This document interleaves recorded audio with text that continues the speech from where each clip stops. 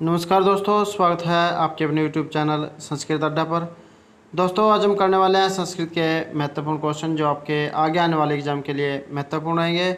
और दोस्तों, ये जो वीडियो है पहली वीडियो का सेकंड पार्ट है। और दोस्तों, अगर आपने हमारी पहले वाली वीडियो नहीं देखी है तो उसे आप आई बटन पर क्लिक करके देख सकते हैं। और इस वीडियो PDF आप हमारे टेलीग्राम ग्रुप से भी प्राप्त कर सकते हैं। उसका लिंक आपको डिस्क्रिप्शन में मिल जाएगा, या जो आप हमारे चैनल की जो प्लेलिस्ट है वहाँ पर जाकर जो अभी तक की जितनी वीडियो उन सभी को आप देख सकते हैं।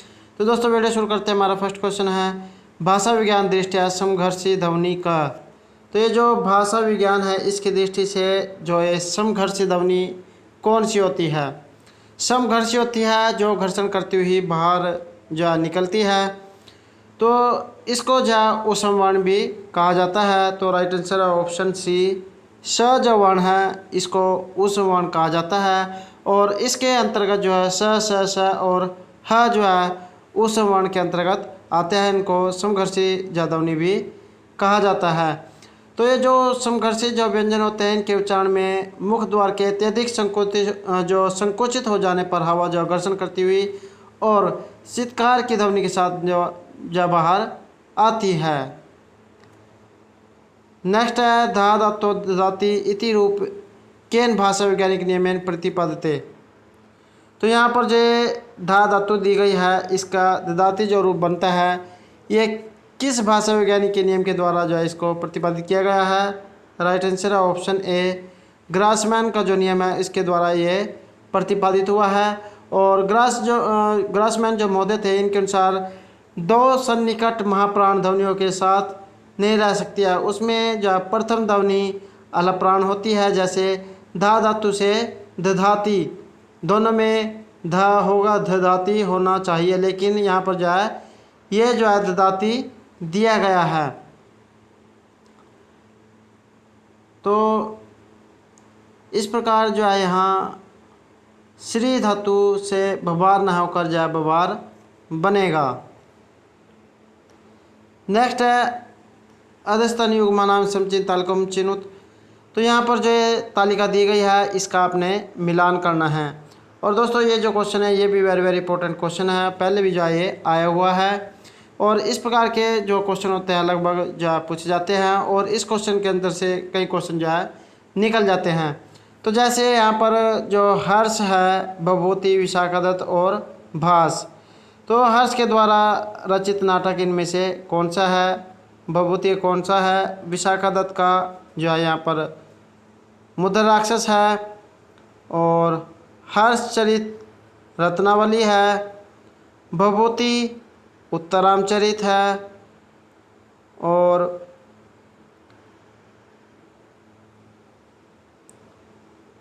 हर्ष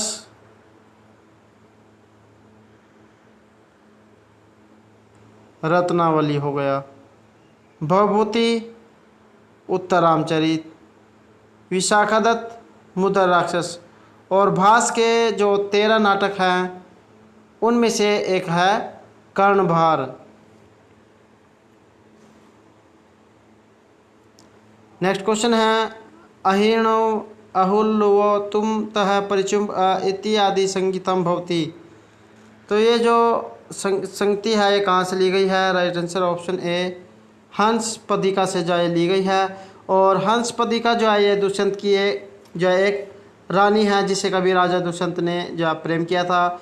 और अब वह उसे अलग हो गया है। राजा के इस प्रकार के व्यवहार से जो खिन्न होकर उलाहना देती हुई कहती है कि भो राजा अमर मंजरी का रस आस्वादन करके कमल पर मगन हो जाता है। और राजा दुष्यंत भी वैसे ही जो आचरण कर रहे हैं। तो ये जो है इसका अर्थ है। नेक्स्ट क्वेश्चन है, सतीमपि ज्ञाति कुले संश्रिया जन अन्यथा भर्तृमति विसंकते कस्य इयम उक्ति।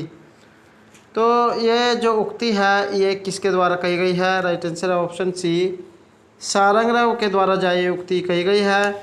और अभिज्ञान शकुंतलम का जो ये 5वां अंक है इसमें सारंगराव जो है राजा दुष्यंत से कहता है कि निरंतर पितृकुल में रहने वाली जो सद्व स्त्री है इसके पतिव्रता होने पर भी लोग जो है अन्य प्रकार से शंका करने लग जाते हैं। तो दोस्तों यहाँ पर जो है विधवा स्त्री के बारे में बताई गई है कि चाहे जो है कितनी भी साफ हो लेकिन लोग जो है उसके चरित्र के प्रति जो उंगली उठाने लग जाते हैं। नेक्स्ट है विप्रलंब श्रृंगार अंगिरस भवती।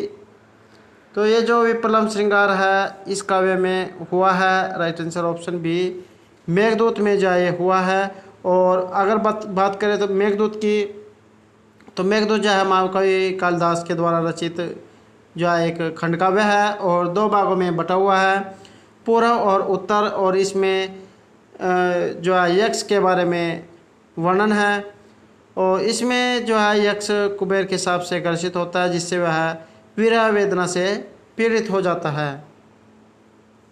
नेक्स्ट है कुमुदवनम अपश्री श्री मद भोजखंडम इत्यादि पदम केन संबद्धम। तो ये जो पंक्ति दी गई है यहाँ पर इसका ये किस पद से संबंधित है, राइट आंसर ऑप्शन ए माघ से जो इसका संबंध है। नेक्स्ट क्वेश्चन है वर्जंती ते मूर्धिः पराभवम भवंती मायुवेशुयेन माहिन इत्यादि उक्ति किरातर्जनीय में भक्ति।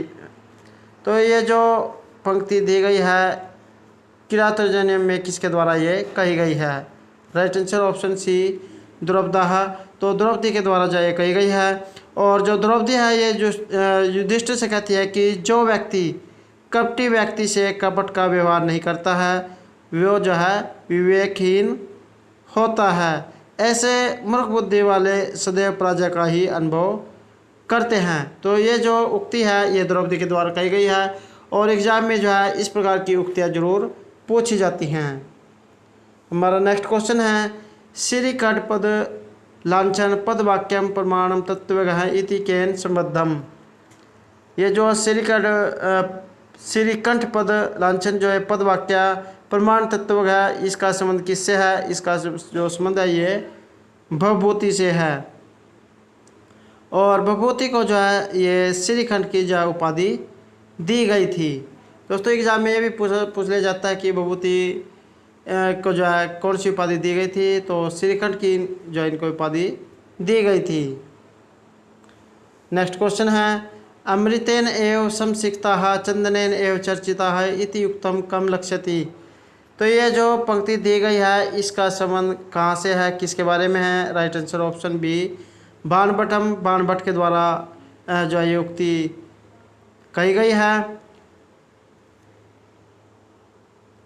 नेक्स्ट क्वेश्चन है लौकिका नाम ही साधु नाम अर्थम वाक अनुवर्तते ऋषि नाम पुनर्अध्ययनम वाचम अर्थ अनुधावती उत्तराम चरिते कस्य अयम उक्ति। दोस्तों एक क्वेश्चन तो ये निकल के आता है कि ये उक्ति कहाँ से ली गई है, तो ये जो उक्ति है ये उत्तरामचरित से ली गई है। और दूसरा क्वेश्चन बनता है कि किसकी ये उक्ति है, तो राम के द्वारा जो है ये कहा गया है। और ये जो उक्ति है भवभूति के द्वारा जो विरचित उत्तरामचरित जो है वहाँ से ली गई है। इसमें राम जो है ऋषि मुनियों की वाणी की प्रशंसा कर रहे हैं। और दोस्तों एग्जाम में भी पूछ लिया जा सकता है कि इसमें कौन सी घटना का वर्णन है, तो इसमें रामचरित जो है रामायण के उत्तर बाद की जो कथा का वर्णन है। नेक्स्ट है वाक्यम रसात्मकम काव्यम इत्यत्र रस मध्य कस्य ग्रहणम कृतम। ये जो पंक्ति दी गई है वाक्यम रसात्मकम काव्यम रसयुक्त वाक्य ही जो है काव्य होता है। तो इस प्रकार से रस मध्य कस्य ग्रहणम कृतम, तो ये जो है रस भाव तद आभास आदि नाम जो है इसका राइट आंसर है ऑप्शन डी। तो एक दोस्तों ये भी पूछ लिया जा सकता है कि ये जो उक्ति है वाक्यम रसात्मकम काव्यम ये किन के द्वारा जो है लिखी गई है, तो ये जो विश्वनाथ के द्वारा लिखी गई है। और विश्वनाथ के द्वारा रचित जो ग्रंथ है ये साहित्य दर्पण है और इसमें 10 परिच्छेद हैं।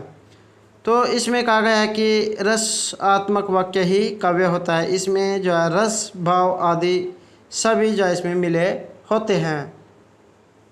नेक्स्ट है साहित्य दर्पण साकल्य लक्षणाय कति भेदाः स्वीकृता। तो ये जो साहित्य दर्पण है इसकी सकलता के कारण जो लक्षणा के कितने भेद जो है स्वीकार किए गए हैं, राइट आंसर ऑप्शन सी 80 अर्थात 80 जो इसके भेद स्वीकार किए गए हैं।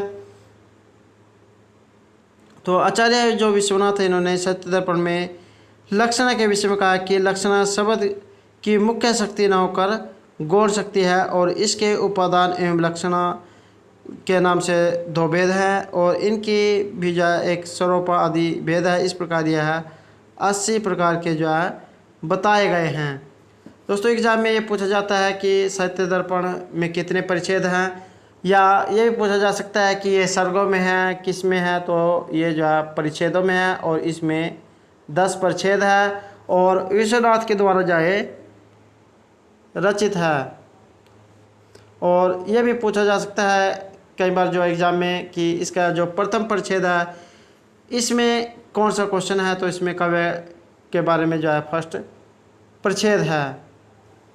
नेक्स्ट है श्रवण आदर्शनादापि मिथ्यां समरूढ़ राघ्यो 10 विशेषो या प्राप्तो स उच्यते। तो इस रिक्त स्थान में क्या आएगा? राइट आंसर ऑप्शन ए पूर्व राग हैं। तो श्रवण दर्शनादापि मिथ्यां समरूढ़ राघ्यो 10 विशेषो प्राप्तो पूर्व राग स उच्यते। नेक्स्ट है साहित्य दर्पणानुसारम फलवाप्तौ अतीत और अन्विता व्यापार भवती।